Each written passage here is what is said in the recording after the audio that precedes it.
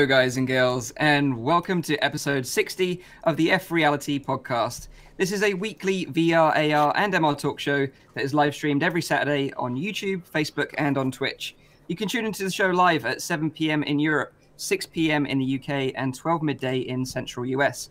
You can also check out the audio version, which is available on iTunes, SoundCloud, and on Anchor. If you have any questions, comments, or feedback during the show, please put them in the chat. We'll try to answer as many questions as we can. So let me introduce you to the team. First up, he's been out in Amsterdam this week, having his mind blown at the VR Days event. It's Nathy. How you doing?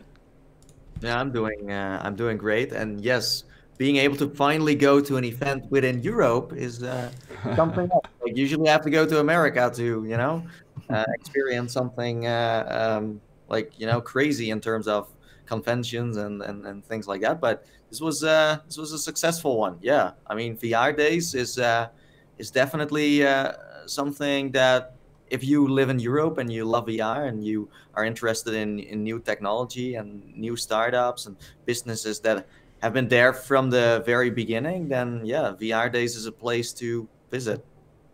Well, I'm definitely looking forward to hearing more about some of the stuff you tried, because I saw some pictures on Twitter and you looked like you were trying out some really interesting stuff. So I'm looking forward to hearing more about that. So next up, this guy, he's like the mad scientist of VR.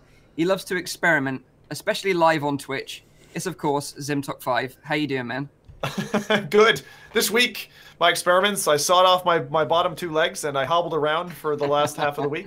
So that went well. Yeah, well, I'm doing well. I'm obviously a little bit sick still, so sorry for the audio listeners who get to hear that. But there you go. Prayers for a speedy recovery. Thanks. Next up, this guy spawned Satan by eating a spicy poop this week. In Accounting Plus, of course, it's Rowdy Guy. How you doing, man? You all right? Why do I always get like the crappy introductions? I don't know why it is. Like, you just defined my entire channel by like, the dude who summons Satan by eating demonic poop. Yeah, I'm doing okay. Yeah, it is true. It is true. More on that later. So definitely stay tuned. Okay. Last but by no means least, myself, the host of the show, Mike from Virtual Reality Oasis. It's been a crazy week in the metaverse this week, and we've got loads to talk about. So we're going to be talking about Brendan Iribe leaving Facebook, what this means for Rift 2.0 and the future of Oculus. We're going to be talking about the Samsung Odyssey Plus, a new Windows mixed reality headset coming soon with anti-screen door effect display. Very interesting indeed. And then Halloween in VR. We're going to round up the show with the best spooky games to play over the Halloween period. But of course, first up, let's find out what everyone's been up to in the metaverse this week and their highlights. So let's kick it over to Nathy first, find out what he's been getting his hands on at VR Days in Amsterdam. Yeah, so yesterday I went to the VR Days, and it was like a big hall with all kinds of things. Intel was there with a new game about that movie The Rock made, where he jumps out of a building. How is it called again? Skyscraper? Exactly, that one. So there was like a skyscraper experience. Now we are all very excited to check that one out, I'm sure. I mean, after Jumanji, we definitely... Did you have to shout like, skyscraper, at the ending of the game? No. But it was kind of funny to see people, running on like a big crane, and there was like they were playing with that, like with heights and stuff like that. I didn't try that one though. They also had a dinosaur game where you had to actually be a dinosaur and fly around the island on one of those, devices. And I was surprised. There were a lot of gloves, like different types of gloves and different ways of using gloves too. I tried the one from Manus. They are a Dutch company, and again, I'm very impressed by what's out there right now and how it works. And the funny part is, if you are wearing gloves and you can feel the stuff you're grabbing, you don't even have to look at it anymore. So it's like, oh, I just know something is there and I just feel it, and then you grab it. Well, when you usually play a VR, you still have to kind of look at stuff.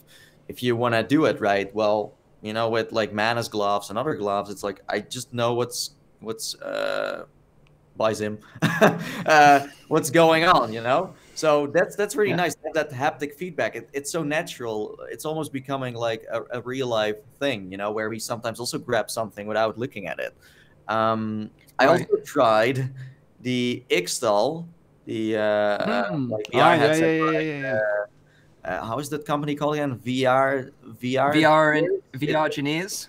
Exactly, yeah, that one. Yeah. And this is a headset for let's say the army, where they do you know, simulations where people have to learn how to fly a big Boeing, you know, a plane. And they were just showing it off, and there wasn't a big like line, so I thought like, let's just, you know, give it a try. And this one has a like a wide field of view. It's like the Pimax, you know, it's kind of like the same idea, but you know, the Ixtal is more for the like businesses. Yeah, exactly. It's like, I don't know, it's maybe, I think it was around like 5,000.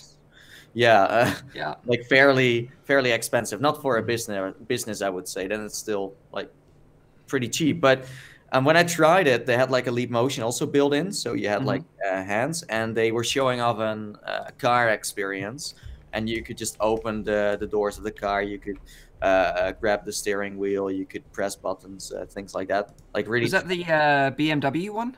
No, it was from Audi. Okay. Oh, okay, cool. And I was impressed. I was like really impressed by the display. It's one of the highest displays you can like experience right now. Oh, doggy, that's cute. Hi, doggy. But the wide field of view itself was, I mean, it's something that is very nice to have as an upgrade. But let's say for the consumer side of things, it's not really a necessity, you know? Right. But I could see it, and it's for simulations, it's awesome. You know, you can see so much more. So I totally get it why they, you know, why so many companies that are interested are making simulations. So that does make a lot of sense. But the headset was like freaking big, like was bigger than the Pimax, by the way, like a huge one. But funny enough, you don't feel the weight, even that it looks huge. You don't really, you know. That's good though. It looked like you were wearing a tank. Exactly. In those photos. You literally looked like you were wearing a tank. It looked ridiculous, but it works. Yeah. So you didn't get to try the Pimax itself? No, the Pimax wasn't there. I thought they were going to be there, and I thought they were going to show it off because last year they did, and I tried to make an appointment back then to try it.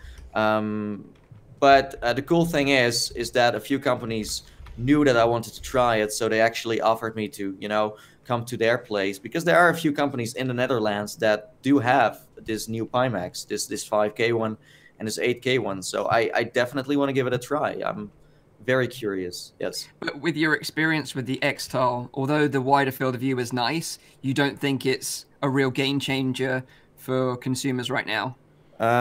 It's like, again, it's not really for consumers right now. I think that a bigger field of view is going to become the standard later down the road, maybe within a year, or maybe within 2 years. I mean, the next VR headsets will have a bigger field of view. That's no secret. How much? I don't know. You know, I don't know how far they want to go.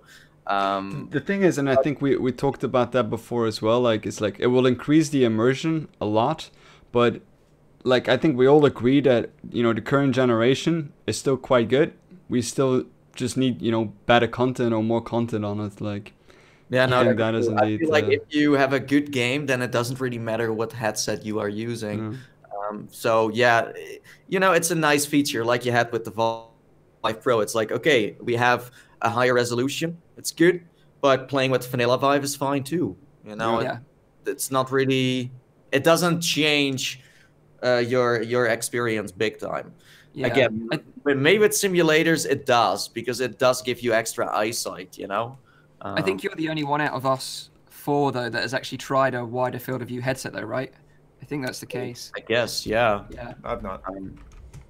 But yeah, again, nice feature. We got actually a good comment in the chat from David Wiat. I'm sorry if I just raped your name, but it says, speaking as a person who wears glasses, field of view is not the end of all. Yeah. Which is so true. Interestingly, out of everything that you tried at VR Days then, including the X-Tile, what would you say was your standout experience? Like, was it using gloves, or was it using the X-Tile, or was it a game, or was it? Did you play Standout? Stand out? Sorry, it was a bad joke. Standout experience. Oh yeah. Sorry, No, terrible joke. So honestly, you know, I tried so many stuff already that there wasn't really something super, you know, next level that I tried. Honestly, Okay.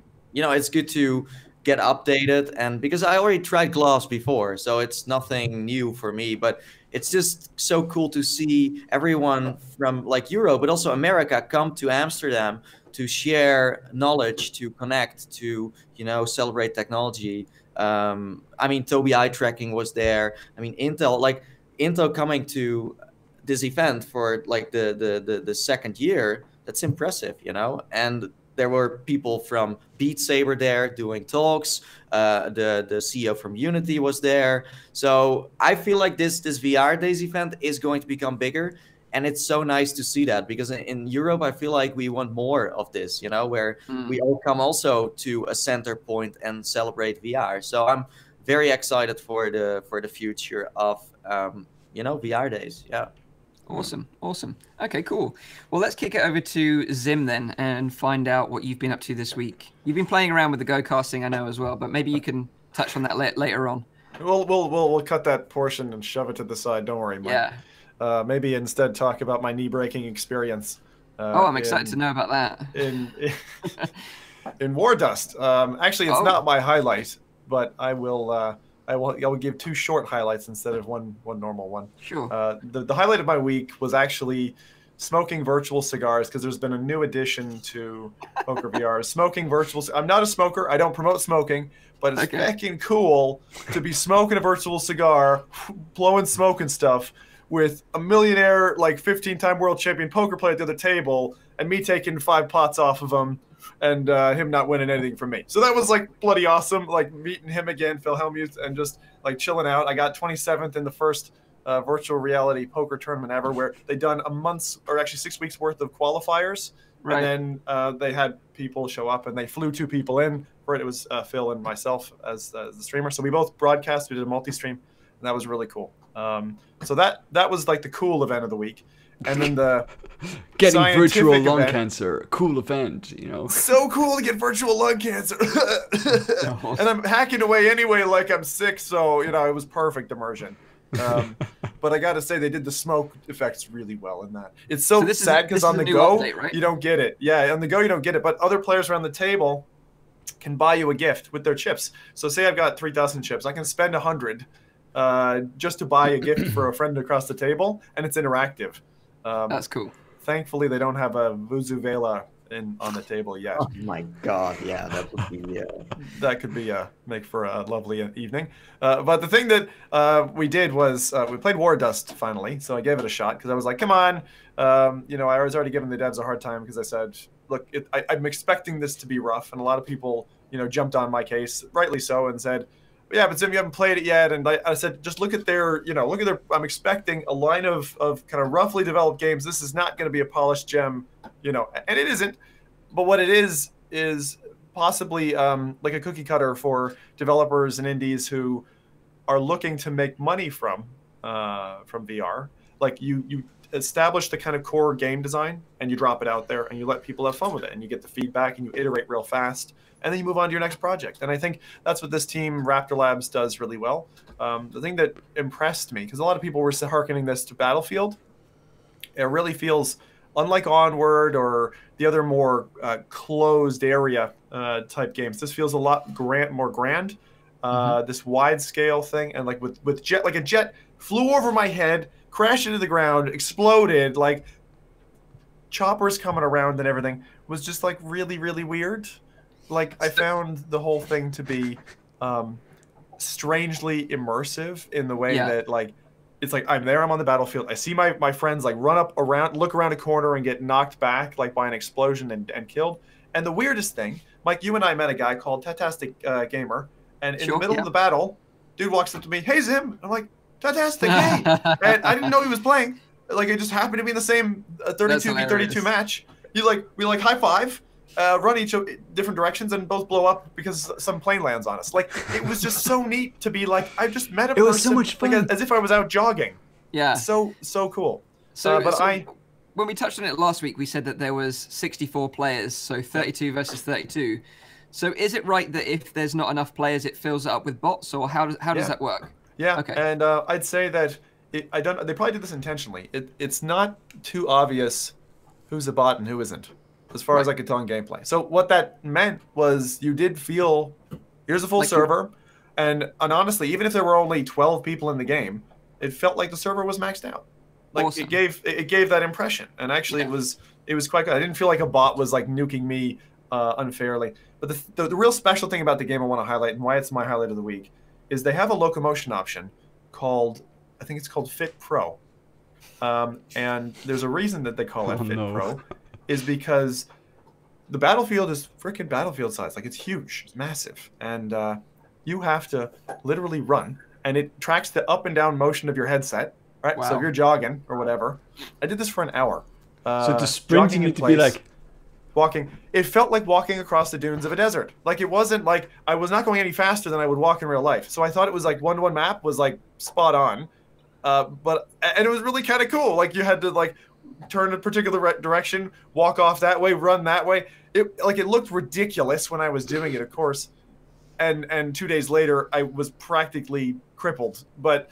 It is definitely a cool way that if you want to get fit in VR, play an FPS shooter. I don't know another FPS shooter where you can get, exercise. So that's what I really liked about it. And actually, I would go back and play it that way again. You are at a slight disadvantage though, which is a sad thing. But I'd love to see, if it was popular enough, a full Fit Pro 32v32 match, like esports style, and see all that casted. How ridiculous and awesome would that be at the same time? That would be awesome. That would be so awesome. That was my highlight. So it exceeded your expectations. It actually did. Do I think that the game is going to stay rough throughout its life? Seeing what Raptor Labs has done before, I think so. I think they're probably going to, at some stage, decide to move on to a different thing because they're that kind of ideas factory rather than a polish shop, from what I take from them. But it's a cool idea, and as I said last week, I still think that now is probably the time if you want to check it out and try it. It's probably the way to go. Yeah, Doggo agrees. Doggo agrees. Okay, so Rowdy, tell us. We're all dying to know. Did you find the secret level in Accounting Plus? The secret zoo level. The secret zoo level. I did. I have the full explanation. Please. Yeah, I mean, I don't want to spoil anything for people. So if people like don't want to know like what is kind of going on in this, I went rather deep into Accounting Plus. Like it started off like with the general levels that I've all played before, but since I was really interested in like the other levels, especially like since like Zim warmed me up last week with saying like, oh, the road scene, like that feels a bit of Bonnie and Clyde, like it's pretty messed up. So I was like, I need to try that one out. And then, of course, I found another secret level, which was summoning the devil by eating a demonic poop for some reason. I don't know why that is, but it's a rather weird kind of episode, weird kind of stuff that you need to be doing, and it's very fun though. I'm not gonna lie. Like it's something that is unique in trying it, and something that is at the same time I want to like dive back in to see if there is something that I missed. And with the music is really good in it as well. It's like all custom made music that they made specifically for the thing that you're doing, and it loops in a really cool way so that every time that you don't do something, it will keep on like repeating it. Like you need to eat that demonic poop for the game to continue, and otherwise the game just like keeps on like singing like eat that poop, and like like it keeps on going on, which is really well done, by the way. I'm not What scene was that in? I cannot remember. I'm telling you, it's a secret level. Like if you go to where the the bones are. What? Oh no! I do remember that. Yeah. Okay. I've seen it. Yeah, you need to find like the secret coin and then like try to get into that one. That was a lot of fun. I really enjoyed that one. And then The other thing that I then like really wanted to get into was like the zoo level, like, you know, what of it is through. So first I went through Reddit. I like, you know, searched through everything, like what was already being found there. And then I got like the clues that you know, the steps that I should follow to get to the secret level, which was actually fairly simple since they implemented it in an update later. So you had to like take like the cornflakes in the king's level and then like get everything out of there and then make sure that the thing like a pill drops, and then you need to eat that pill, and then you get like thrown into like some kind of weird kind of scene. Right. That is just really, really weird. Like it's with a clown that starts explaining everything, and he explains where the secret zoo level is. He fully explains. Right. You just need to let him finish, and when you listen to him, like it's all there. It's all explained, all revealed. It's all explained. Does anyone else feel like we're getting trolled right now? Because the face on Rowdy just now, I feel like he was trolling. I just don't think he wants to give away too much. I think that's the thing. Because I mean, it's a very cool experience. The last thing, because it's a very cool implementation of what they've done, and the character of the clown is just very, very well done. Very, very well done. Yeah, I played Accounting Plus this week as well. My favorite part of it was just joining the gang, and then like being part of that gang. And being tough, you know. They were like, "Oh, you're such a badass. He's drinking. Drinking the alcoholic drink. Oh, he's so badass." Scooter. Is that a porn magazine? Is that a porn magazine? That's but what did I you then like. get to like the Bonnie and Clyde scene as well? Yeah. Yeah, exactly. Like being in that truck is hilarious. There it goes to the next level, you know. Yeah. Like when you play Accounting Plus, you discover that you pretty much appreciate the art of dialogue, and it's so well done. It's so well done in that game, because the dialogue, it doesn't really end. I like back when it was out on the PlayStation. Back when it was out on the PlayStation, I actually did like an episode of like just like letting the characters finish, just let them talk as long as they can up until like they would repeat or they would like just stop. And it was literally like the first, like just like picking up the telephone alone was already like 25 or 30 minutes. Oh yeah, it goes on, which is insane. Like, yeah. Oh, awesome, man. Okay, so this week, I know I promised last week that I was going to play Red Matter, and I didn't do it. I broke my promise. So what? Apologies. You didn't do it? Okay. I didn't do it. You need to be punished. We need to punish him with something. Burgers. I have justification as to Burgers. why.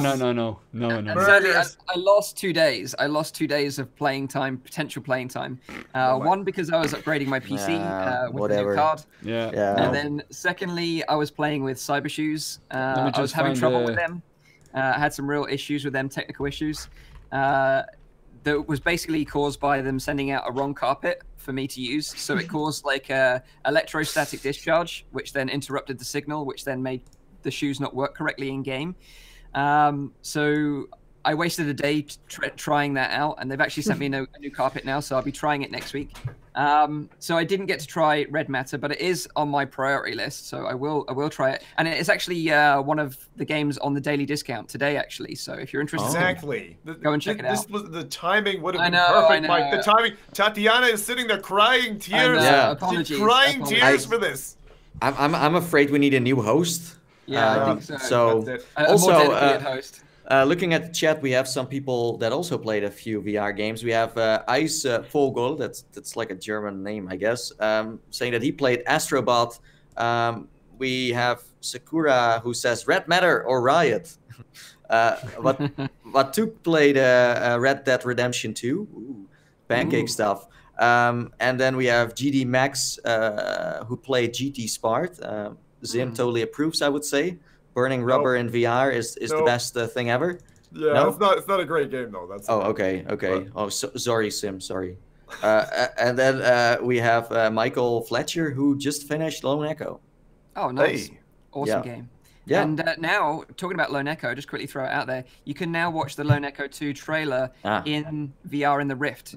Yes. They recently dropped it, but for some reason it's not at the top of the store. It's kind of sunk halfway down. So you have to scroll down a bit to find it. But I couldn't find it. Like, I couldn't even find... Like, I was searching for it, actually. But I couldn't find it. I had to, like, manually find it. But I'm so happy it's on the Oculus Home Store now, because I tried it on the Go, But then I had to like stream the Facebook video, and I could download it too, but it was still in a low quality. And this version on PC is actually legit. Yeah, exactly. Definitely go and check it out. Yeah. But the one thing I do want to talk about this week is Ghostbusters VR. I will try Red Meta, but I tried Ghostbusters. And so to basically explain it, it's split into two different experiences. One's called Firehouse and one's called Showdown. They're both $9.99 each in US dollars. And I was really excited about it because, you know, I'm a kid of the 80s, loved Ghostbusters growing up. And actually being a Ghostbuster in VR just sounded awesome, right? Like, what could possibly go wrong? But unfortunately, it wasn't the case. Like, I played Firehouse yesterday, and then Showdown actually released today, so I tried it this morning. And in Firehouse, you get to explore the iconic Firehouse from Ghostbusters, obviously. You meet Slimer, you get to sit in Ecto-1, you get to assemble, like, a proton pack, and you think, oh, that sounds really cool. Yeah. And that all lasts about 5 minutes, and then the game's over. Which is it's tragic, because there's literally 5 minutes worth of gameplay, and it builds up to something, and then it just ends. Yeah. And when you realize who it's made by, it's made by Sony Pictures and Create VR, who are the same studio that made the Spider-Man Homecoming experience. So you can kind of understand where this kind of, you know, design of building up to something and then just ending comes from, which they did in Spider-Man as well. But the thing was, with Spider-Man, it was a free experience, so you couldn't really complain that much. This just felt like an ad. Like an ad as well, this. Just a paid ad. Yeah, but this is a paid experience. This is $9.99. So it's literally 5 minutes, no replayability. So I was like really annoyed actually about the whole thing. And then I was like, okay, I'll try out Showdown this morning. And it was basically the same deal, but like it was maybe 10 minutes. But it was like a wave shooter in terms of ghosts in the streets of New York. And again, it builds up to a huge payoff and then just ends again. And you're just like, this is ridiculous. So you're saying that you skipped Red Matter to play these games? Yeah, I did. Well done, Mike. Well done. Entire episode over this. Red Matter is a great game, and you should go and buy this. But I think it was important to get it out there, information-wise, that you really shouldn't. There's one more thing. And you should save your money. There's one more thing that I want to say about this, because I saw that you wrote like a review on the Oculus Go website, and I did the same thing because I tried it as well. And the funny thing was, like, I didn't know that you wrote a review, but I only saw it like later. But like you wrote like a proper review on the thing, like saying, you know, it lasted 5 minutes, while I said everything about the game was my title was what. I was happy that the tutorial was finally over, but then I realized it was the entire game. Yeah, exactly. Wow. But this game came out like a while ago, because it first launched on PlayStation VR, and then this Ghostbuster VR experience launched on Steam. For some reason, if you were from Europe, you couldn't play it because it was for US only, and also on Home, on Oculus Home. It was like locked, because this game is on PC for like a month or two now. And now suddenly this week, because it's Halloween, it's finally unlocked for everyone. So now everyone can play it. Yeah, exactly. And I thought it was really important. And I even put a review on Oculus Home, you know, like of my thoughts of the game, because it just felt like a blatant cash grab. Like it was exploiting this IP that everyone loves and adores from their childhood, and just putting it in a game that lasts like 5 to 10 minutes each, and charging you $20 for both experiences. And it just, like, Sony Pictures and this Create VR studio should just be ashamed of themselves from what they've done here. And Sony Pictures virtual reality team, you know, they've made some of the worst VR experiences out there. You know, they made Jumanji, they made Hotel Transylvania, they made you know, Spider-Man Homecoming, and now this. But it feels like they're becoming like, I don't know if you guys watch The Angry Video Game Nerd, but he always refers to this company called LJN, who made like movie adaptations of games for like the NES, and they were like basically the same as Sony Pictures right now. Everything they touched just turned to dog shit. So it was just like, I just got really angry about it, and it made my blood boil about, you know, this experience and how calm down, Mike. I have to say, it looked great though. I was like, you know, this looks actually quite alright, but it was just such a short experience. By the time that you're like actually in the game and you have the feeling, okay, the tutorial is over. I hope that I get like some locomotion options, which are not there either. But then the game is like already over, and it leaves on like, you know, a point that you think like, okay, the game is going to start, just like like with Spider-Man initially also did. Like, you know, you have finally you can web sling, and then you do your first web sling, it's like over. It's such a But it was like with Spider-Man, it was obvious that they wanted you to go to the movie after it ended. And with Ghostbusters, it's like it came out after the movie, not like even close to the launch of the movie. So I don't even know where this idea just like, why do they make this? Like, it's kind of random to just... This was also, again, one of those videos where you can see, like, the disappointment in my face at the ending. Like, I haven't released the video yet, but I was editing it, and you can just see the disappointment in my face when it ends, like... Well, there's, like, on the flip side, not all movie tie-ins are bad. I did one on, I think on your recommendation, Mike. I don't know if it was you who said it, but I think so. The Go Lara Croft Tomb Raider one. Oh, yes. Tomb Raider Escape. It's not that long, but it's free. And to be honest, they do the game, and that's maybe 20 minutes. They do the trailer, which is maybe, I don't know, 8 minutes or something. But it feels like a right proportion. It's like, yeah, you know what? I would have considered to go watch that movie now. But it was free, right? It's free, and the quality, like, they do some VR design stuff that other games don't do. If you have a Go, I'm going to mandate that you download and try that, because it actually shows off a Lara Croft type game could work in even on a Go. The thing that annoyed me the most was just like the Ghostbusters franchise would have been such an epic game to do in VR. Like, imagine 4-player co-op Ghostbusters game where you could go to like mansions around New York or places around New York and play together and catch ghosts together and upgrade your kit, upgrade your car, and then maybe take down like the Stay Puft Marshmallow Man at the end, like in some epic battle. It would have been so freaking cool. From Other Sun did, right? Like follow that same model, 4 players, Left 4 Dead mix, and boom. It depends. It depends on what the target is. If you want to sell the movie, you're not gonna make something like that big time right now, at least. And maybe later. It feels like this was one that could have been in the cinema next to the movie, and people could just try it for like 5 to 10 minutes, and then like, okay, let's watch Ghostbusters. But let's say if you don't want to spend your money on Ghostbusters, you could jump into Blade Runner is still like a good one. And I think that Coco, if you want to do some co-op with your friends, is also super fun. It's really decent. That's a funny one. It was $10, no? Yeah. Ghostbusters. What? $10, no? Ghostbusters, yeah, both parts were $10 each, and that was the worst thing about the whole thing. Yeah. Wow, no deal for buying 2 of them.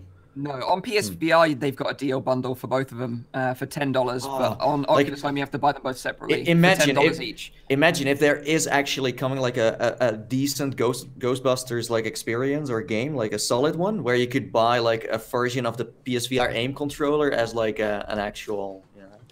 I haven't seen the other one yet. I've only and seen the scanner one, too. The scanner. I want to have the scanner as a haptic one, like haptic. The second one came out today, Rowdy. Okay. Yeah, okay. Showdown came out today. Quick creator question for you all, because I'm curious how this affects YouTubers. Are you really, in your hearts, disappointed in a game that's utterly terrible and that isn't just mediocre? Because for me, I find you got entertainment either if the game's great or the game's awful. But in that horrible trough in the middle, you get nothing from it, no purchase at all. I don't mind. What do you find? This is what I said in my review, because like I haven't recommended that many games recently. Like I didn't recommend Twilight Path. I didn't recommend Evasion. It kind of feels like I'm being a bit of a hater, but I'm not. And it's just because I'm very passionate about the industry, and I think people need to get it right for VR to be successful. But stuff like this, where they charge so much money for something that's of poor quality and doesn't last very long, is just, you know, it's unforgivable in my book, I think. And I'm more upset about that than anything else. Like an average game, because I understand that some people might get something out of Evasion. You know, I said if you have a friend that can play it together, then you might enjoy it. But there's just no way you can be satisfied after spending that much money and having this experience. Not from a review perspective, Mike, but I mean from an entertainment value. So for people who are, maybe Rowdy, you're better for the question. But like, do you see what I'm saying here? I'm saying, like, if a game's bad enough, it turns into Mystery Science Theater 3000 a little bit, where you're just... Right. I know what you mean. Yeah. Sometimes you have games that are so bad that people should buy. Yeah. Sometimes you have games that are so bad that people are still interested. You know, like how bad is it? Like, you know, how far does this game take things? Like it happens in movies as well. Like you have like something called the Disaster movie. I don't know if you guys seen that, but it's about like it's a movie about the worst movie ever. And I think. Oh right. So there's an actual movie called The Disaster Movie. I just thought you were talking about the actual movie like... is called The Room, and it really is like if you watch that movie, it's insanely bad, but it's so bad that everyone wants to see it. Yeah, it's true. It's a funny concept, and because it has such a scene around and has such like a cult that has developed around it, they made a movie about making the worst movie ever, the disaster movie. But I think Zim is right. Like the Spider-Man one as well. If it's about a movie, you know, and people shared that on YouTube, Facebook. Like the Spider-Man one, for example, is like one of the most viewed ones of this year. You know, everyone was watching it. It had like everyone got millions of views. Yeah, me on too. YouTube and Facebook too. Like people were totally like, "Whoa, Spider-Man! Like Spider-Man in VR, we want that." So even that it's bad from a consumer perspective, people still don't see the full picture. Let's say if you are a VR veteran and you play this, you're like, "Okay, I never want to play this again." But from a consumer who never played VR before, they love this. They think like, "This is great. This is amazing." So even my review, where I said like, "Don't buy Spider-Man," like 3-4 million people watched it, and most comments are like, "Hey, this is great. I want to play this too." I said you shouldn't play it, but people still want to do it. At the same time, I mean, they made that game to promote the movie, and at the same time, they were running a ton of Spider-Man ads on YouTube. So those Spider-Man ads are more likely to get shown on Spider-Man videos. So those are the videos that are more likely to get promoted by YouTube. So that also explains a bit why you get like way more views on those kind of videos.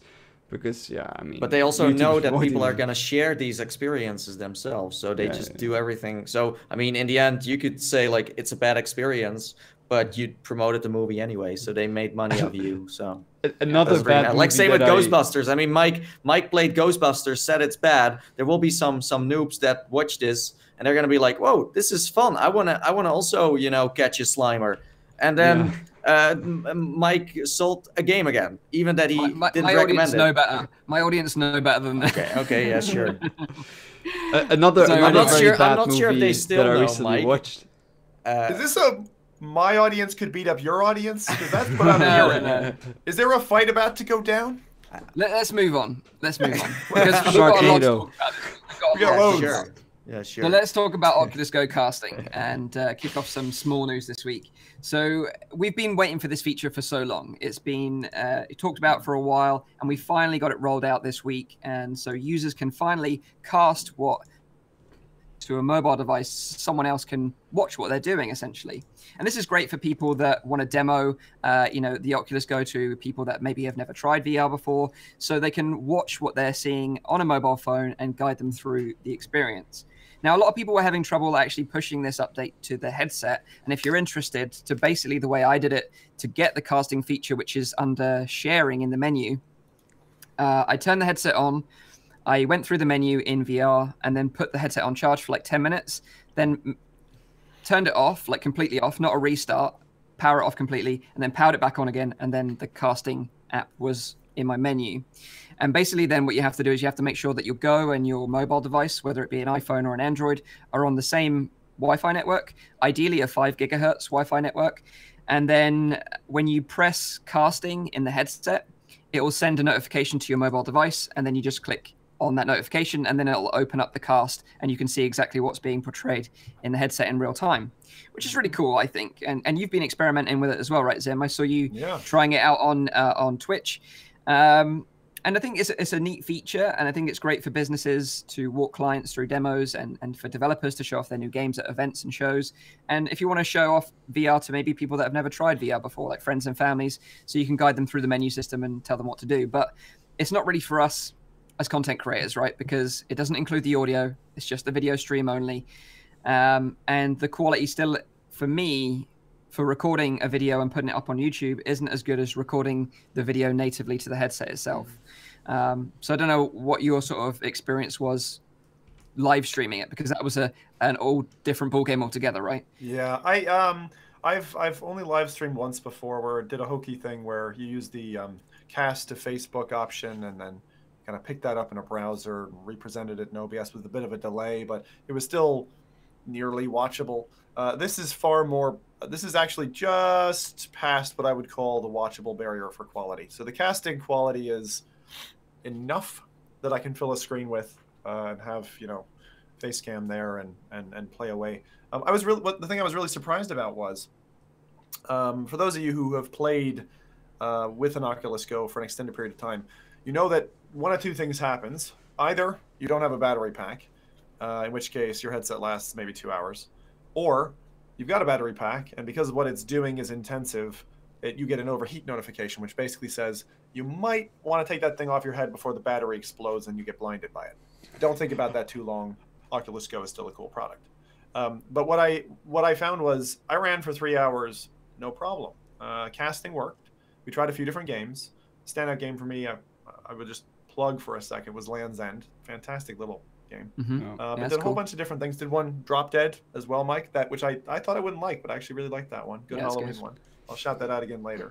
But I was impressed at how well it handled. And I think if you're fine with taking a tetherless headset, I mean, I could unplug entirely and prance around my room if I wanted, untethered and be casting, no audio. Jack in, get the audio. Jack in, get some juice, right? Because you need it after a bit of time. Otherwise, the thing falls over and the cast stops. So that's no good. But I was surprised that it was kind of the first comparable casting solution. So yeah, I actually thought that it was pretty good. The only secret sauce you need for casting it is something to take advantage of the cast, so that instead of to your mobile phone, you're casting to a PC or a TV or something, and then capturing from there if you're a capture artist, or cast to a phone as standard and capture the phone. That was the way that I did it. And there's cheap software out there for 10 or 20 bucks, a whole bunch of different types. Check Reddit if you're curious about that. There's loads of options out there, things that people have told me about that I'll experiment with as well, that are even better quality than what I had done. You can capture actually quite a nice image off of the thing, even over the casting. So I'm happy with it, sans the audio. If they give us the audio stream, which I still think must be tied to the audio processing in this device, it is, which is why they haven't done it. It must be. I mean, you wouldn't ship it otherwise without that, and they haven't had that since launch. So it must be a harder problem than it appears. I got the impression when I spoke to people from Oculus about it at OC5 that it was an Android issue that they couldn't overcome. That's the story that I heard. But I did notice during your stream that you had issues with the audio from the user's perspective when you tried Face Your Fears. Like Face Your Fears. Face Your Fears is a known game. It's got an awful audio. I think it's due to the frequency of the choice audio samples in the game. Right. Because what it does is every, let's say, 60 seconds, 10 seconds of kind of like cyclical, horrible noise coming through. But no other game had that. I actually wondered if it was going to be a casting problem, because it was there at the start of the show probably when you were watching, and it didn't turn out to be a problem in any other title. And on Reddit, that confirmed it as well. Other people have found. The other thing to definitely mention, big deal. You can take this thing, take a chainsaw, your favorite chainsaw, just right down the middle, because only about half of the apps are actually enabled to cast at the moment. Developers, quick shout to you. There is a back-end developer switch enabled. You can enable that to allow casting. Let me just say that every single app that I casted, people have wanted to buy. It's a really smart idea if you turn casting on. So that's all. I'm just going to say that. Cool. Okay. So just while we're on the subject of the Go, I just wanted to give a quick shout out to Thumper, because that was one of the games that I tested the casting feature on, and they updated the game on the day I was testing it for gamepad support. And we were talking about that when we mentioned Thumper was coming to the Go originally. And if you're interested in picking up this game, because I know a lot of people held off because it didn't have gamepad support initially, it does have it now. And if you're interested in a gamepad for the Go, then I would recommend the one that Zim's holding right now and Nathy's holding right now, and that is the Xbox One S controller. Make sure it's the S version, because it's got Bluetooth enabled in it, and the normal Xbox One controller doesn't. So make sure you get the right one. Or you can check out the SteelSeries XL if you're looking for another alternative. But I would say that the Xbox One S is still the one to go for. It's just bloody expensive. And the biggest gripe I have about it, Mike, is having taken the recommendation to get one. It does work, easy to pair, all that kind of stuff. It's unfortunate the Go doesn't remember the pairing more readily. Like, I find I have to map it every time I use it. Right? Do you have that same problem? Same problem, yep. And the other thing is, the majority of games that I play with it, Thumper included, I like better with the touch control, which is really weird. Yeah. Like, I don't know why, but I think the touch controller, because developers have to assume, oh, they're only going to have the wait, what's it called? The Go controller? Like the Go controller. Does this have a name? Go controller. Steven? Okay, the Steven controller. The Steven controller. Right? Yeah, but I mean, like, I'm really impressed at what developers can do with this. Like, the Thumper devs did a really good job of translating Thumper. Yeah. If anyone can bloody beat the game with just this thing, yeah, good job. You're a wizard. Dude, you can even play Beat Saber with this controller. I mean, also, a shout out to all the Oculus Go owners in the chat. We have a bunch.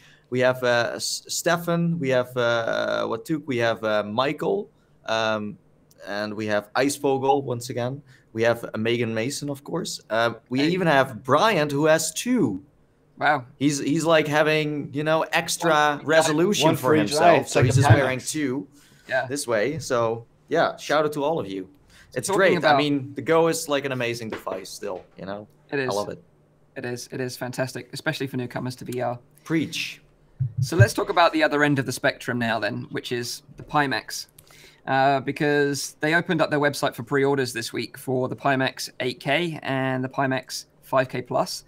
And just to give you some pricing right now, because we've got that information now, Pimax 5K Plus is $699. When it opened on Kickstarter, it was $399. So if you backed it on Kickstarter, you got a decent $200 saving there.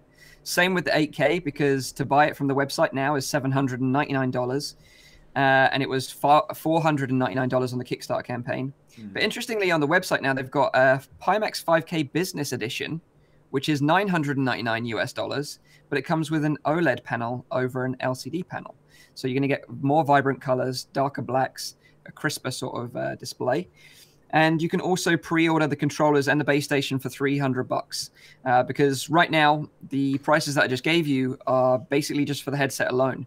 You don't get any controllers, you don't get any base stations, and they're unlikely to come until way into next year. So really, if you're buying one of these headsets right now, yeah, you need to have the original Vive controllers and base stations, or you need to go and source the original Vive base stations and controllers.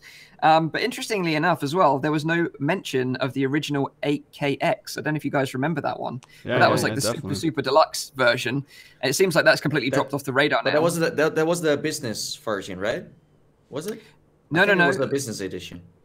No, it was like an 8KX version, which was like a super extreme 8K version. So I'm not quite sure what's happened to that. I don't know whether they dropped it altogether or they've changed it or what. But But if you're a backer like me, don't worry. These headsets won't be shipping out to consumers that buy this headset from the website directly until all the Kickstarter backers have been fulfilled. They said recently that 90% of all backers should have their headsets by Christmas. But I haven't heard anything. I haven't had like a backer form to fill in or anything like that for my backing yet. So still got to wait. Wait, so they do have your address, or you still have to fill that in? Or is it somewhere...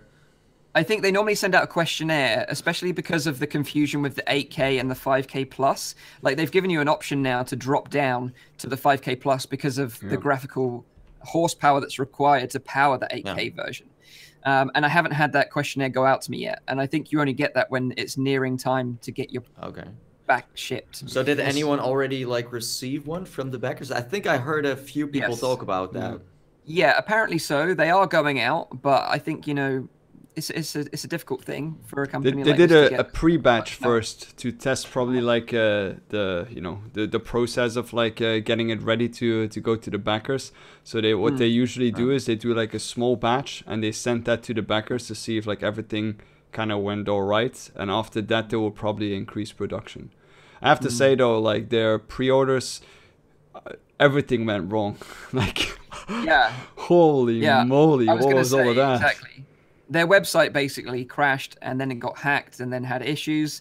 I'm not so sure if it got hacked though, because they did something with security. Because I screenshotted at the moment that I entered it, and it was just like the WordPress site, like just the standard, and someone logged in because there was a thread going on Reddit. Someone logged in with the standard, the default password and the default user login, and you just changed the website. I think I got the tweet somewhere here up as well, where they were able to change the website.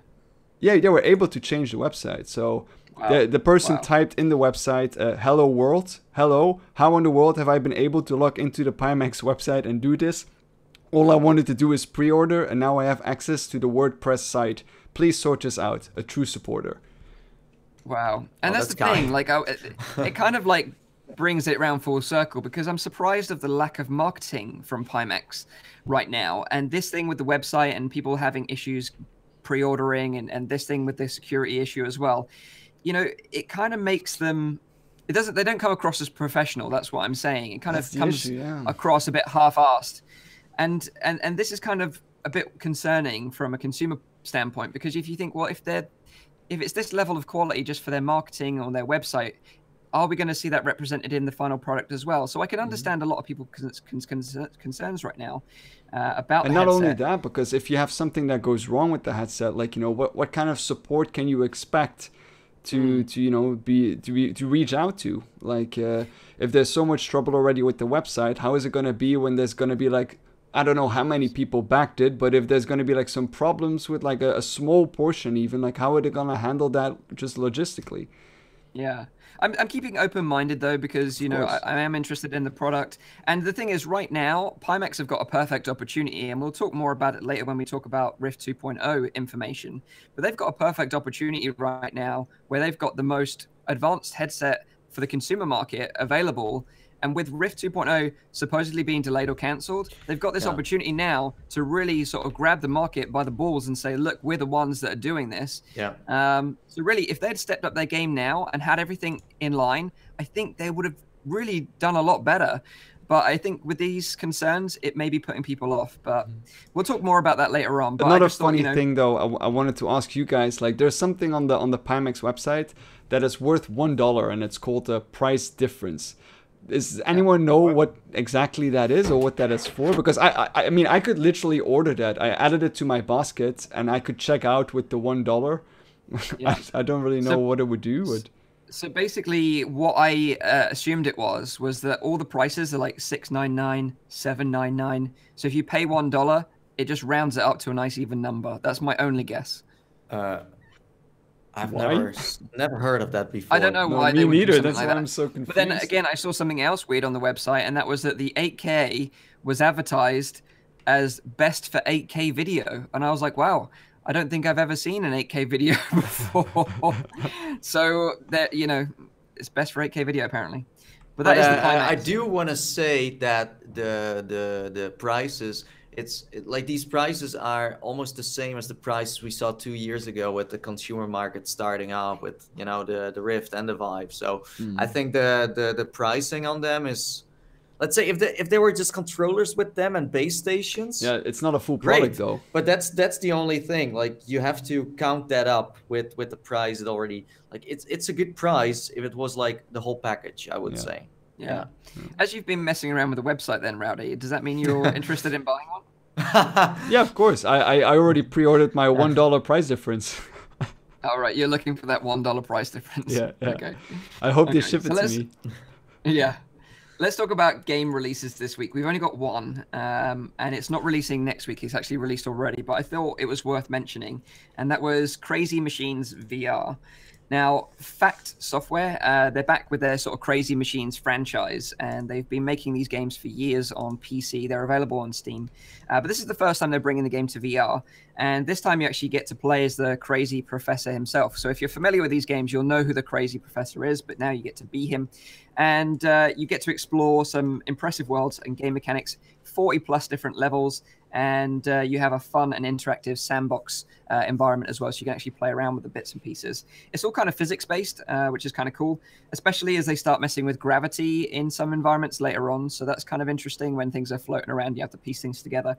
And if you're kind of not familiar with it, or you're an audio listener and you can't see the trailer that we're playing right now, imagine what it would be like if you got to control elements of a Wallace and Gromit contraption where, you know, like a little domino effect kicks off a chain reaction, you know, in leading up to something big and epic. That's basically what it's like. A bit like a Mousetrap, you know, if you remember that old school board game. Exactly. Kind of like that kind of thing. You know, you kick off a chain reaction, something really cool happens.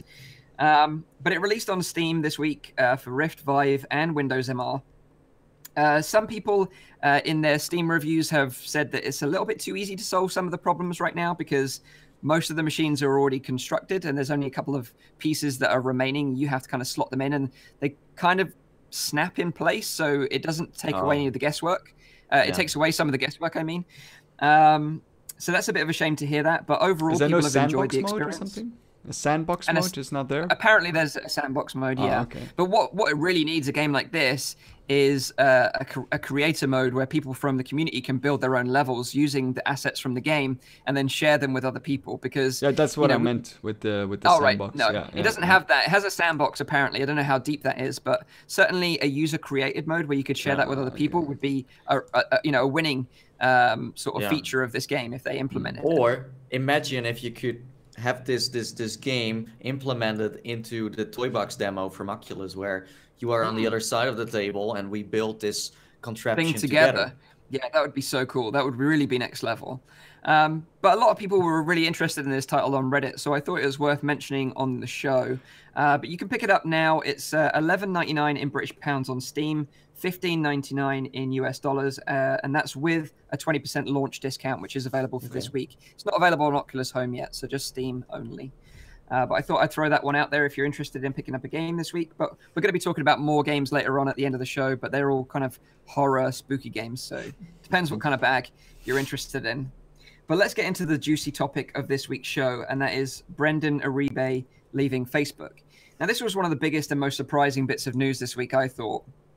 And for those that don't know who Brendan Iribe is, he was part of the initial Oculus team back in 2012. Like before it was bought by Facebook, and he was working alongside Palmer Luckey, Nate Mitchell, Michael Antonov, and Andrew Scott Reese. For those that you don't know, Andrew Scott Reese actually died. He was one of the founding members of Oculus in 2012, but he died tragically in a car accident in 2013. But Iribe, he held the role of CEO right up through the acquisition by Facebook, and he stayed there right up until 2016, and that's when Hugo Barra, who previously worked for Xiaomi, actually, took over as the head of Oculus. And when you think about it, that kind of makes sense that he was working for Xiaomi, and that's how maybe that relationship between the Go and the Chinese version of the Go was formed, because that relationship was already there. But in a post on Facebook anyway, Iribe said, so much has happened since the day we founded Oculus in July 2012. I could never have imagined how much we would accomplish and how far we would come. And now, after 6 incredible years, I am moving on. I'm deeply proud and grateful for all that we've done together. We've assembled one of the greatest research and engineering teams in history, delivered the first step of true virtual presence with Oculus Rift and Touch, and inspired an entirely new industry. We started a revolution that will change the world in ways we can't even envision. And as for me, this will be the first real break I've taken in 20 years. It's time to recharge, reflect, and be creative. I'm super excited for the next chapter. So that's what he posted on Facebook. And it was kind of a bit of a shock for everyone, really. But TechCrunch wrote an article, and they claimed that the reason that Iribe left Facebook was due to the cancellation of Rift 2. And claiming that they had information from a close source that was the case. And this got like everyone triggered. Like the whole community was kind of like wondering what the heck was going on with Oculus. Did this mean that Rift 2.0 was cancelled, and that future PC VR headsets from Oculus was dead? Well, I don't think that's the case. But according to the article, Iribe and Facebook executive team had fundamental different views on the future of Oculus that grew deeper over time. And Iribe wasn't interested in a race to the bottom in terms of performance. And they, what they're referring to there is obviously the Quest, because, we were all at OC5, and we know that the Oculus Quest is a huge push and a different direction for Oculus in terms of their stake in the VR industry compared to other companies right now. And although the community was very concerned about this, Nate Mitchell was very quick to respond on Twitter, saying, a lot of questions today about the future of Rift. We're still driving forward on the Rift PC platform with new hardware, software, and content. Lots of great stuff in the works, more to share in the months ahead.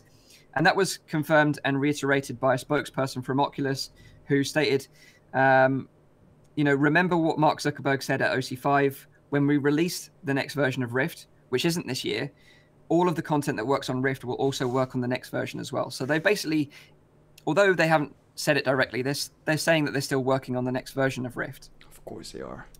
And obviously we don't know the full facts why Brendan Iribe left. And I don't think we'll ever likely know for years to come. Maybe one day in the future he'll tell us all why. You can also just leave. I mean, exactly. Doesn't it kind of need to have like a story bound to that. I mean, exactly. You can just leave and try something new. I mean, everyone does that. It's like I know that we talked about that like a little while ago. Well, you have like, especially in like, you know, Silicon Valley, like, you know, the rest and vest like kind of culture.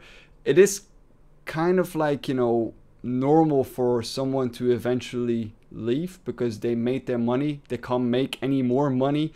They want new challenges because it's really bad for your career if you like keep on working on the same project but you don't really have that much of a function anymore, except for, you know, like certain very important things. But it kind of makes sense for like people in such a position to eventually move on to a different kind of project, like something completely different, to make sure that they stay relevant as well. But I'm sure if he'd have said that, it would have been a different story and the VR community's reaction would have been different. It was the TechCrunch article that really stirred up things.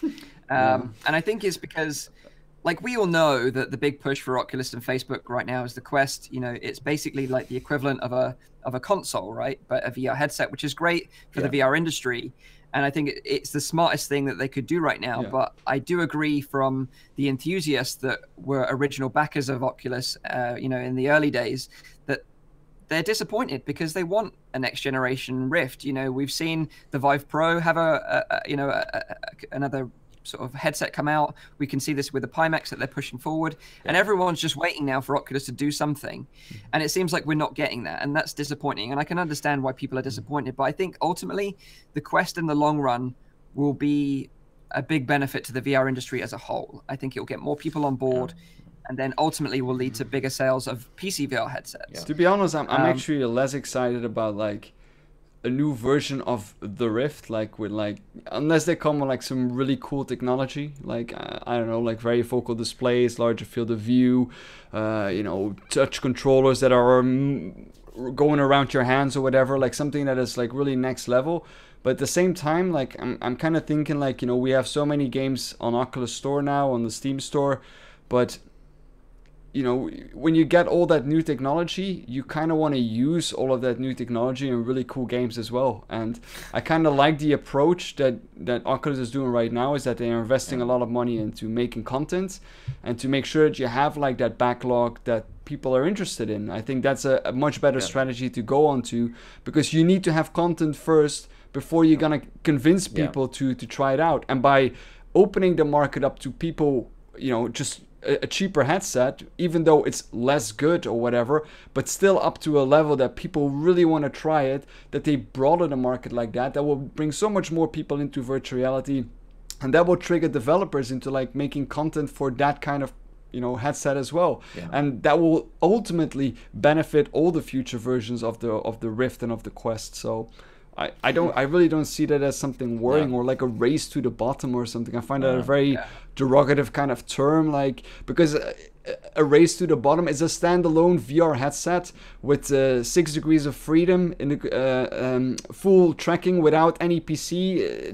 It's an amazing kind of technology that I wouldn't have expected to be there already this soon. So it doesn't really look like a race to the bottom for me. I agree. And I think, you know, we will see a Rift 2.0. You know, Mark Zuckerberg said that there will be another one.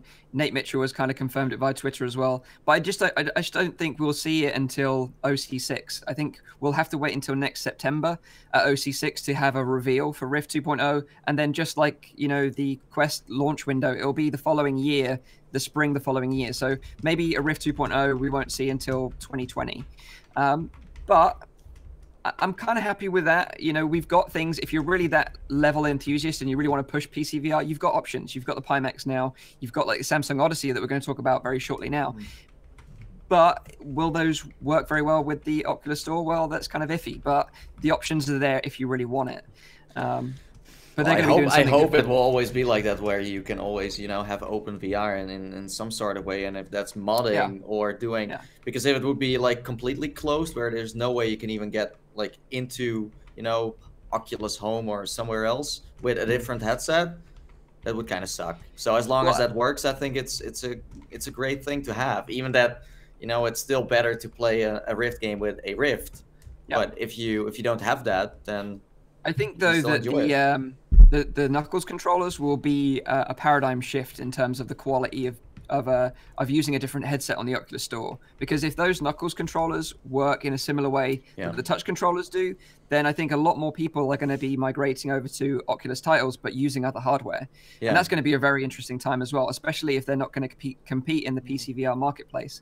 So we've got some really exciting times ahead, I think. Yes. Yeah, agree. But it's very, very interesting. So we do have a solution though. Like in the chat, Brian says we're just skipping Rift 2 and we go straight to Rift 3. Maybe. Problem that's solved. fine. As long as they make games. That's actually where I mean, hearing all this news, you know, for a product manager to have maybe their vision, and this is all assumptions based on the chaos that's been out there in the news. I would totally buy the story to say that Rift 2 was canceled, but as you said, Nathie, that the next version of a PC version of Rift is still on the pipeline, and that's what I read through the lines of what Oculus has said. Because Oculus has, since inception, like clockwork, on a 2-year cycle, developed a new product, shown it off, and released it, and done that again and again and again. And they recently did that with the Go. They've done it with Quest. Quest is on that track, and I think that next iteration is on the table, and they kind of got forced to say something about that which they didn't want to say. Because if they wanted to say it, they would have said it at Connect. And it's just kind of, unfortunately, the community's kind of done this backlash, and they've had to let us peek into the Christmas present. You know, it's like I didn't necessarily need that news or that reconfirmation. For me, given the track record I have with Oculus on a product development cycle, I trust them. I'm happy. I'm happy to wait. I think, frankly, if I was sitting at Oculus right now, they're thinking about the Rift, and as they should be, like a console. They developed the controllers like a console, and it should have staying power. And for us as creators, it doesn't matter if I get double the resolution, because my audience isn't going to see it anyway. So I don't care. I'll like kind of more like Rowdy, unless it's a different type of system, like the Wii when the Wii dropped. I'm not going to get super excited about it. And that's why I'm not so excited about like Pimax and things like that, because it's just another 10%. I'm in the exact same boat, And this is why, you know, they said at OC5 that the first generation is complete, and now second generation is to come. So, you know, software. I'm sure we'll see it. Absolutely, it's so software. Software is what causes me to buy a system. You know, but for those out there, I didn't buy my PlayStation for the lovely control scheme. But for those out there, I would just be, you know, reassured by the fact that, you know, people have said, you know, from Oculus, hinted at the fact that PC VR isn't going anywhere from Oculus, put it that way. You know, I'm willing to stake a lot on it to say, you know, they're not going to go anywhere. We'll see Rift 2.0 at OC6. Cool. So let's talk about the Samsung Odyssey, talking about more pixels and everything else. Because this week, Samsung announced their new Windows mixed reality headset, and that is the Samsung Odyssey Plus. Now, the original Odyssey launched around this sort of time last year, and it featured the Windows inside-out positional tracking system, utilizing the 2 front-facing cameras, so you don't need any external sensors. And that was kind of one of the big selling points of it, that it was very easy to set up, and you didn't need all these sensors around your room. Just put the thing in, plug it in, and you're good to go. And we're seeing more and more support as well on Steam for Windows MR. You know, we're now seeing that little icon when you see VR games, which is great to see as well. And we've seen some of these VR headsets from the Windows mixed reality platform as low as $200. You know, over the last few months, we talked about it on the show as well.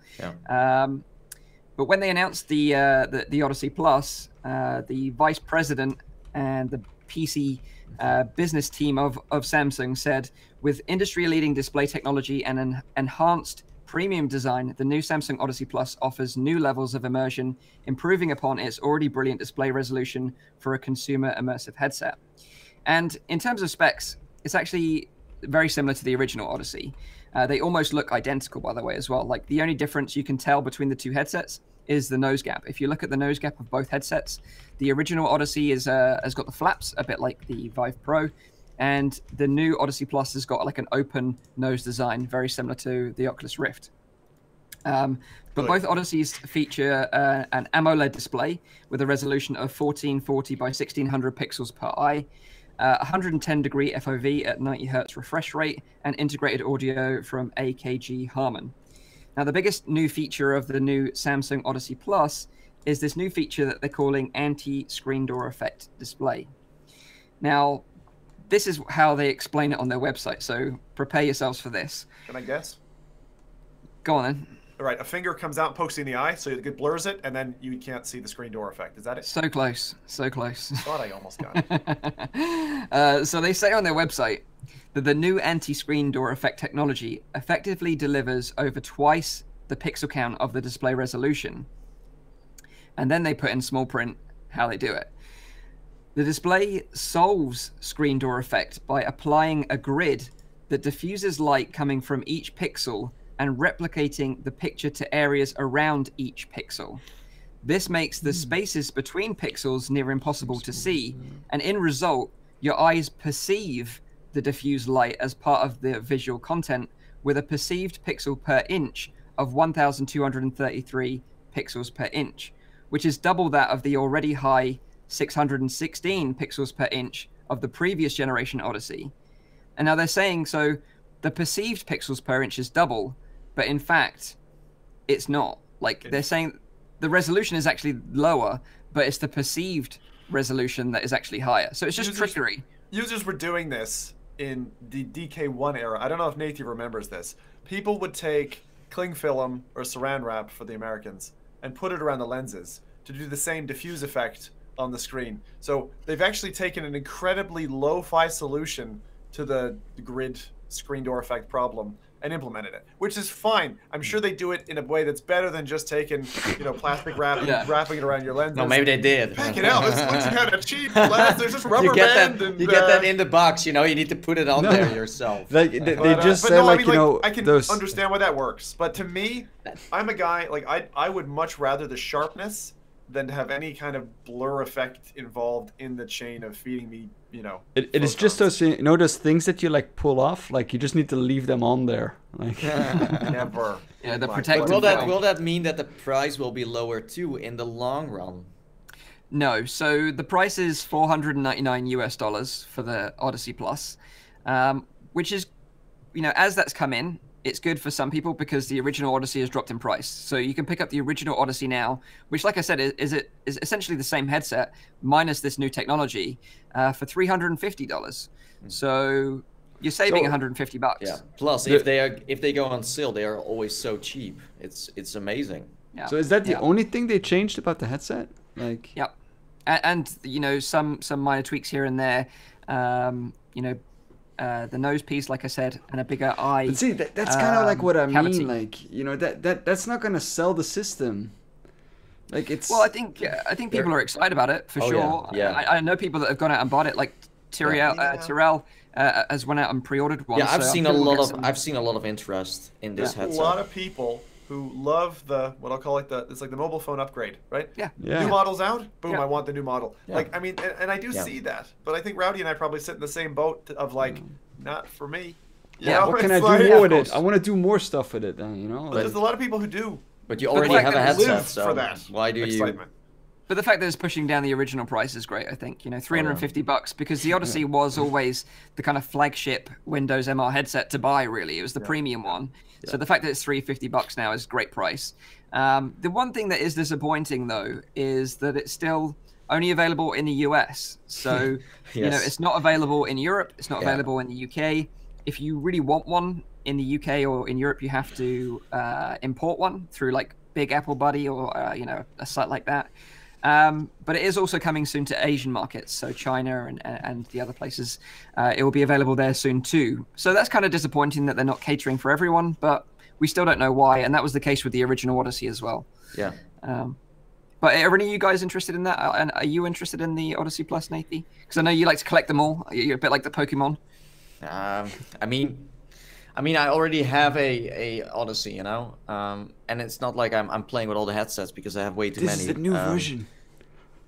I might, but for me right now, I would rather invest my money into a Pimax and maybe a Magic Leap and things like that than really have another Samsung Odyssey with a Plus after. But I'm so happy they announced this because that does mean there is a lot of interest to upgrade because they just wouldn't make this if there was no demand.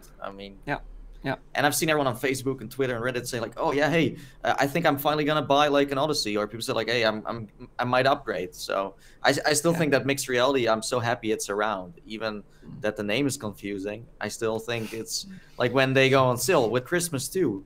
Like there's so many people that will be able to buy one. It's a great recommendation. Like $200 usually when they go on sale.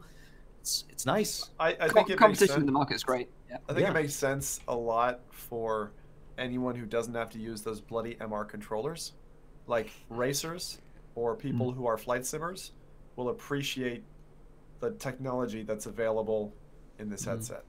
That's what I think. Like for me, the racing wheel to my right here is giving me the itch of like maybe that could be a good experience, but it's got the same. It's got the same display as the Vive Pro, you know, at a much cheaper price, and this new anti-screen door effect technology as well. So, like you say, I'm actually gonna say interested for racing specifically. Ooh, I'd love to know in the chat. And it's lightweight too. It's very light compared to the Vive Pro. I mean, the Vive with Pro a wireless is adapter on top of that, bulky. and like the It's a bulky headset. It's wobble, I have to say wobble. It's just like I still don't get why people go for Vive Pro. I see people with it, and it's just like that money you could get. But dude, you could get like a whole line of VR equipment for wireless. that money. Oh yeah, wireless. That's it. But you can get the regular Vive wireless as well. I'll demo at some point. Being wireless is awesome. But I actually occasionally switch between the Oculus and the Vive Pro, and I mean there is a difference, but it takes me 2 minutes, and then it's like, oh yeah, forgot about it. So exactly the same. So let's round up the show because we are running a little bit late with some games that we recommend for you to check out over the Halloween period. Because as we know, it's coming around the corner. There's going to be loads of kids knocking at your door asking for sweets. But you could just be wrapped up in the warm, playing some VR games and just ignore them like they don't exist. So we've got some things that we can recommend. So we've got some bundles on Oculus for a start. So let me start with those. If you own an Oculus Rift, there's 2 bundles that you can check out on the Oculus Store right now. One's called the Ghouls Galore bundle, and that features In Death, Arctica 1, and Edge of Nowhere. And that's $44.99. I think really the only one that I wouldn't recommend In Death. I did like Arctica 1, and I did like Edge of Nowhere, but I didn't like In Death. And that's a true scary the new additions experience. are amazing to In Death. I haven't played it for a while. Solid game. You have to revisit that, and there is serious depth to it. The problem is with that kind of game, you need to put a number of hours into it to get far enough because it's a roguelike. To dip into the stuff that's which one? It sounds like a bundle where it goes from bad, good to epic. Yeah, exactly. Edge of Nowhere was Edge cool. of Nowhere, guys, like seriously. Many people may have missed out on that one. Dude. Which one were you talking about, Zim? Artico. In Death. Well, so which one? I was talking about In Death. In Death is an amazing. Like they finally went 1.0 on it, and the update is just. I mean, that game is something that I should probably spend. I don't know. 50 hours playing because it's really serious quality and the game design is great. And if you're into a bow mechanic type game that's roguelike, there's a lot that feeds you to keep playing it. In contrast to Mike, Arctica 1, I could throw that in the bin. I am not happy with that at all. But I can do the same with In Death. So I'm glad we've got contrasting opinions there. I love it when we do. You know, as long Rowdy doesn't call Arctica 1 a Metro game, we're all fine, okay? Don't do that, Rowdy. Anyone have anything against Edge of Nowhere? Because otherwise this bundle's pretty good, you know. No, I don't have anything against it. Honestly, if I saw the bundle, I would just buy, Edge of Nowhere, and that's it. Like, you don't need those other 2 games, really. Fair enough. Arctica 1 is fun. But that's my opinion, of course. If you trust me, then you know what to do. So the second bundle for Rift is called Freaky Frights, and that features Wilson's Heart. My favorite game, of course, Duck Season. It's not my favorite game. I just happened to have a video that just went crazy with views on that game. And then Paranormal Activity. So Wilson's Heart, Duck Season, and Paranormal Activity, and that's $39.99 US. I really liked Wilson's Heart. I know that Zim is like, nah. I really liked that one. Just like because it was one of those first games that really got like that story-driven experience where you like really like. They did some really cool stuff in there with like plugging like the plugs out, like that kind of stuff. I know it's freaky, like it was. Really I don't debate. It is a fantastically engineered game, and I think that it's one of the first games, because this is quite a while ago it came out, maybe a year and a half now, that actually feels like AAA. It really does throughout the presentation, and they do things that other VR games still to this day don't do. The fact that you're playing it in black and white, totally monochrome, is a really neat experience. So agreed. It was brave I'm not to saying do that stay as away well. from it. I just don't think it's going to be everybody's boat, which is why No. for me it's a consider. that's as a true. goal. Again, this sounds like a bundle where you just need to buy Wilson's hide and not the bundle. Yeah, that's what I would Yeah. say. I never Good liked that recommendation season. for Halloween. Actually, it's a really Halloween-y Yeah. kind of feel throughout the It entire is. game. Yes. It is. So we've also got some Go and Gear bundles. The first bundle there is Scary Nights, and that features Death Horizon, Dead Secret Circle, and Z-Shot, and that's $9.99. I haven't tried any of those games, so I I've can't give never- an The only opinion one there. that I know Very- is the brother of is Dead Secret, which was an interesting kind of early on game, but there's a lot of reading in Dead Secret, so I need to Okay. try Circle and see if they've ironed that out, because there was way too much reading. Not that I'm against like books or anything, but Well, you might like. I think you'll like this one, Sim. It's called Phantom Fun, and it's got Drop Dead, yeah, Dread, that's good. Dread Halls, Oh yeah, and Affected the Manor. give it to me. That is the bundle of the day. That is the Yeah. bundle of the day. Wait, Yeah. did Zim make this bundle? Yeah, that Yeah. sounds like I made it. Oh, Affected, there is a beautiful wife-related stream clip of my wife playing Affected. I've never heard her say the F word more loudly. It is. I saw that one. great. I saw that one. It is like she literally face plants. She screams like crazy and then face plants into the desk. Like that's Wow. how scared she was. I think I need to watch that clip. That sounds is amazing. good. The top You 5 of sadist. Zim with stream moments. I would say still number 1 is you dancing in that Japanese game. Anime pop There. game? Yeah, that was amazing. That was amazing. I've never seen someone move. Well, actually, no. Kent Bai has got some smooth moves that I've seen. Yeah. They're very similar, actually. It's like almost like you taught Kent Bai everything he knows in terms of dancing. I put some glasses on, all of a sudden I'm Ken Bond. Exactly. I've Glasses never on, seen you shave both it. together. Actually, no, I have. No, that's a lie. So the other thing to check out, this is on Steam VR now, so for the Vive users out there, you can check out a new spooky candy emporium home environment. So a bit like the ones we've discussed recently with like the Gulping Goat and the Supervillains layer, you've now got this spooky candy emporium, and I'm sure if you go searching around there, there'll be some hidden little Easter eggs. So that's probably worth checking out, and that's obviously completely free on Steam VR. And then I just thought I'd just throw it out there to you guys and girls, what other sort of spooky titles you'd recommend. So let's kick it over to Zim as he's got his hand up in the air and being very patient like a good schoolboy does. Teacher, please. Go on, Zim. Okay, I got 4 things written down. Mike said we Okay. should prepare, so I did a little preparation. God damn Little it. Makes a preparation change. H for Halloween. That's another bad joke. Obvious one, right? PSVR owners know this, right? Resident Evil 7. But the reason I'm saying it is not the base game. I'm saying it for the DLC. Because yet again, the DLC is bloody fantastic. And if you haven't played the DLC, even if you haven't played the base game, the DLC doesn't expose anything. So you could actually buy the base game, get the DLC, go in. There's like a room escape one. There's a card game one. They're all horrible in a sense of a horror environmental. Like the whole thing is just, and then you meet the family when you're playing the base game. Like as a package, you want to throw your money in a place and actually get like 25 hours of gameplay. Boom, there you go. The other 3 on my list, Narcosis for our Rift friends is an under the ocean one. It's only a couple hours long, really good story, and play it through the end because that ending. I mean, there's not many games that I kind of say the ending is worth the full game. Thumper's one, that's a hard one, and Narcosis is another one. The other one that I think Michael nod along for me is Face Your Fears, Oh yeah, 100%. particularly on the go. Like Yes. on the go, it is one of the top 3 apps for me. And I Yes. would say just go ahead and buy all the modules. It's Yes. worth it, and you will get reusability out of that with other people. There's a snake one. There's an X one. There's a tower one. There's spiders. Like they do Spiders. it all, and they do a really good job. And every one is different. Some of them are seated. Some of them are standing. Just take our recommendation on that. And the final one I'll say, a favorite of mine, barely fits into the Halloween category, is Subnautica. Because beneath that lovely layer of beautiful fish at the surface, the game is bloody terrifying. And if you don't believe me, play it for 3 or 4 hours and come back and report back. You disappoint me, Zim. You missed the scariest game you've ever played. Oh no. From Other Suns. Oh Jesus, yeah, From Other Suns. But that kind of gives some things away. Anyway, there's some scary stuff in From Other Suns. Play with a friend, get past 70% of the way to Earth, and you're gonna have a surprise waiting for you. And then I also missed Monstrum, which is an old game, and it looks like trash. You're gonna be like, this is not a game for me. It's not gonna be scary. Game is procedural, And if you ever beat that Yeah. game, you tell me, because I Wait, have done once, only because of a bug.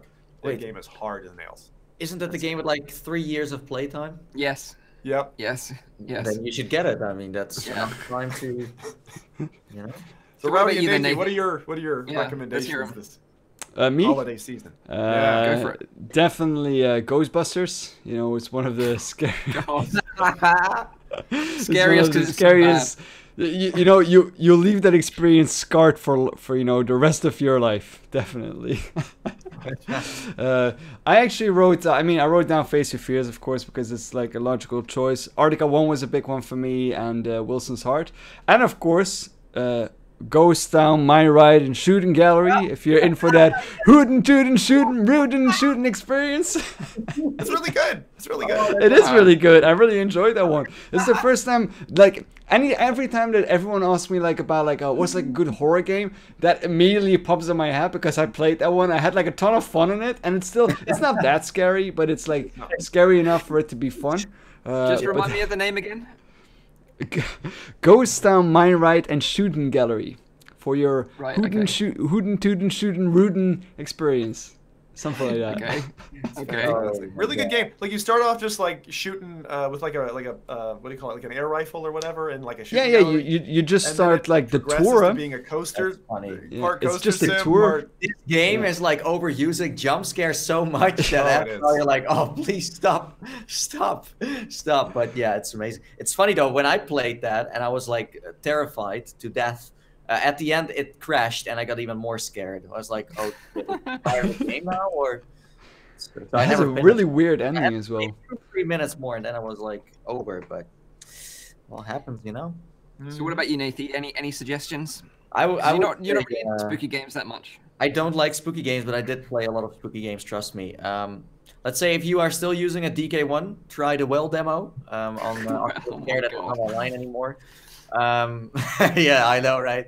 And I think Alien Isolation with the VR mod. That's good. It's Good killing suggestion. it. Pretty Nathan is suggestion. killing it. These are great recommendations. Pretty decent. I would say Belko VR escape room game. It's free on That's Steam. weird, It's also kind of scary. I would say KFC, the KFC experience, where you need to help, that dude out from the mascot of KFC. Very That's scary. Kind of creepy. Yeah, that is kind of creepy. And then last but not least, I would say from this year, because most of the recommendations we have are old titles, right?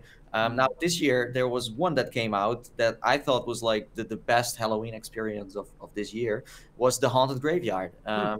Very decent. It's let's say an on rails ghost story. Like it feels like a magical one, you know. It's kind of creepy, but it isn't. And again, like the developer said on Steam that it's for everyone, for all ages. I would say if you're, let's say, above like 10 or 12 years old, then yeah, go for it. But below that, maybe you shouldn't. It's still kind of scary. But that are my recommendations. And Edge of Nowhere, totally would play again. Cool. I would say, the same. I would echo what Zim said and everyone else about Face Your Fears on the Go. It's the best, scariest title on the go, in my opinion, with all the experiences. Just buy them all. They're all great. And then I would say Killing Floor Incursion. There's some really standout moments in that game where, you're in a house that's surrounded by zombies and you've only got a knife to defend yourself. And it's very gory and it's very scary. Very gory. So that's my recommendation. Plus you can play it co-op with a friend, which is always fun as well. There's one, Mike, that I remember you reacting to. The one with the bugs in the house. Oh, Attack of the Bugs? Attack of the Bugs. It Yeah. looks so like goofy. That game, they have spiders that leap at your face. I know, but that's the thing is, like, that's just me because I hate spiders so much. Like, you'll see the Face Your Fears video where I did spiders and it was just like literally terrifying. I almost had a heart attack in VR. Talking about spiders, there is also this one game where you need to hold your hands on a keyboard and then they are, I've tried that as well. It's called Fears or something like that, but it's actually designed for you to overcome fears. That's what it's designed to do. It's not like a scary game. It's a Maybe the serious chat can kind help of us out. fear-facing game. That's I know really which one you old, mean. that It's one. like you need to Don't, press a don't button let on your go. keyboard. Don't let go. That's how it's called. Yeah. Don't let go. Yeah. Oh, right, that one. No, I haven't tried that one. I tried a different one. There's so many good games, and I would say to developers, building suspense and tension is 10 times better for immersive fear than jump scares. Jump scares are like this short little candy thing. You want a proper dessert, like chewing on a chocolate cake. You need to have the suspense. Actually, one of the best games I've played in VR horror, aside from Alien Isolation, which is, my God, you'll wet yourself with that game in certain sequences, has to be this old game where you had this mobile phone guiding through a forest, and this little girl was progressing after you. Like, if I find the name, I'll let you know.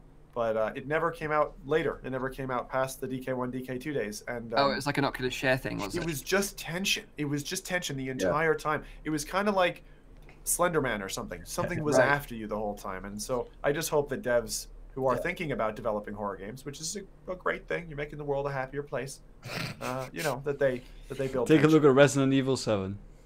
Yeah. Last but not least, if you own Fallout VR, then go and look at your map, go to the Museum of Witchcraft, have fun. That's it. That's all I say.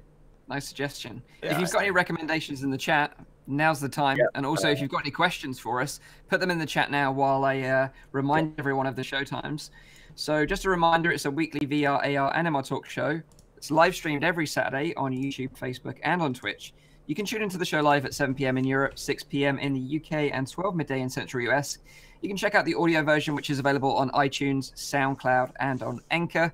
If you do enjoy the audio episodes, please leave us a review on those sites. It really helps us out and get us exposed to more people so they can enjoy the show as well.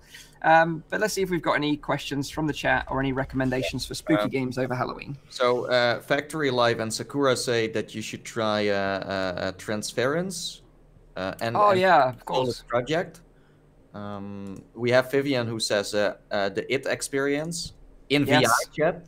Apparently there's a VR chat experience of that. You can also try the 360. Yes, the 360 is terrifying. I can confirm that. Yes, we have the Doom mod. You can play Doom in VR as well with a mod. Yeah, that's good. And then last but not least, no, that's it. I would say, yeah. There is another game that I was thinking about, like that is where you're like a lifter, and it was originally like a PC game, but I think you could play it in VR as well. And you had to like look at the guy next to you, but if you look too long at him, he would kill you. And never heard of it? No. Oh, damn it! How is it called? You'll have to let us know next episode, Rowdy. I will. Wait, I want a Let's Play video on your channel. I'll keep an eye out for it. No way. Talking about Let's Play, could barely watch that. Mike do Let's Play Red Matter for next week. Yeah. For the next week, I will try. I won't make any promises because I don't like breaking. There is no try. Put it that way.